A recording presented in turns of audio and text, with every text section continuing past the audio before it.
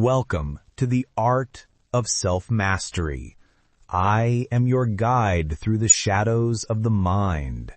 Today, we explore the battlefield that exists within your consciousness, the war for control that you never knew you were fighting. And I am your strategist in this war. Together, we'll unveil the darkest psychological techniques that the masters of manipulation have used for centuries. But unlike them, we'll use these powers for self-liberation. The mind is not the serene landscape many believe it to be. It is a battlefield, a place where your desires clash with your discipline, where your potential wages war against your limitations. Most people live as prisoners of their own impulses. They believe they make choices, when in reality they simply react to stimuli. How fascinating, don't you think? Indeed, the first step toward true power is recognizing the invisible forces that govern your decisions, the subconscious triggers that masterminders have exploited since the dawn of civilization. Let's begin with what I call the shadow protocol. Every mind has shadows, fears, insecurities, and desires that operate below conscious awareness. These shadows don't just influence your behavior, they dictate it. Consider this experiment. When test subjects were exposed to subliminal images of fearful faces, images shown too quickly for conscious perception, their amygdala activated, their bodies prepared for danger, without them ever knowing why. Your nightmares, your sudden mood shifts, your inexplicable reactions to certain people, all products of your shadow mind. And what most don't realize is that these shadows can be harnessed. The manipulators of the world, cult leaders, propagandists, certain corporate entities, they understand this science intimately. They don't fight against human nature. They simply redirect it. But we're not here to manipulate others, are we? No, we're here to claim sovereignty over ourselves, to master the very techniques that would otherwise be used against us. The second principle is what I call cognitive reframing. Every experience you have is filtered through your interpretive lens. Change the lens, and you change your reality. Imagine viewing failure not as defeat, but as data.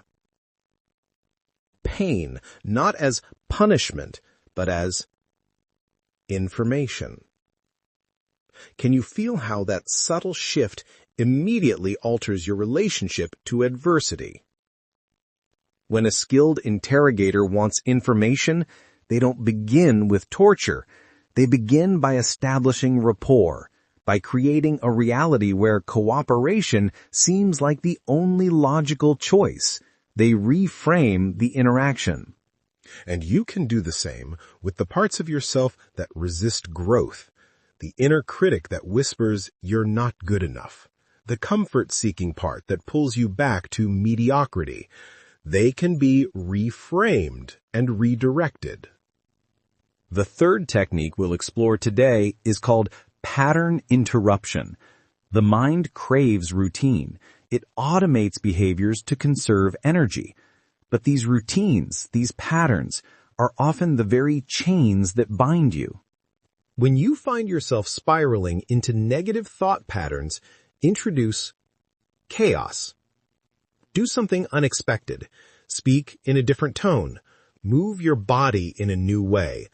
The pattern breaks, and in that moment of disruption, you can insert a new command. Military strategists have long understood that when an enemy becomes predictable, they become defeatable. Your destructive habits operate the same way. They rely on predictability, on the absence of conscious intervention. I once worked with a man who had severe social anxiety. Every time he entered a room, he would immediately scan for threats, a pattern that reinforced his fear. I taught him to interrupt that pattern by mentally declaring, "I own this space," while making a subtle physical gesture. The results were remarkable. The fourth principle is emotional distancing. Emotions are powerful forces, but they are not commands. They are merely information. By creating space between stimulus and response, you gain the power of choice. Consider the Stoic philosophers. They practiced negative visualization, imagining the worst possible scenarios, not to indulge in fear, but to inoculate themselves against it, to separate the emotion from its perceived power over their actions. When you feel an overwhelming emotion, observe it as if you were watching a storm from behind glass. Notice its characteristics, its intensity, its duration, but recognize that you are the observer, not the storm itself. The manipulators of the world drive people to action by collapsing this distance, by making the emotion and the person one and the same. You are not just angry, you are your anger. But when you create distance, you create choice. Our fifth technique is what intelligence agencies call controlled disclosure. Information is power, and the strategic revealing of information, even to yourself, can shift the entire dynamic of control. When you want to change a behavior, don't overwhelm yourself with the entire truth at once. Gradually expose yourself to the reality of your situation. Let your mind adapt step by step to what would otherwise be too painful to confront directly. This is why effective therapy often takes time. The psyche protects itself from overwhelming truths. But with controlled exposure, with strategic revelation, even the most deeply embedded patterns can be brought to light and transformed. I worked with a man who had convinced himself he was happy in his high-paying corporate position. Through controlled disclosure, journaling exercises that gradually revealed his true values, he came to recognize his profound dissatisfaction, not all at once, but in doses his psyche could integrate. Our final principle today is what we call reality construction. The world you perceive is not objective reality. It is a model created by your brain based on limited information, past experiences, and evolutionary shortcuts. This is why eyewitness testimony is notoriously unreliable. This is why two people can experience the same event completely differently.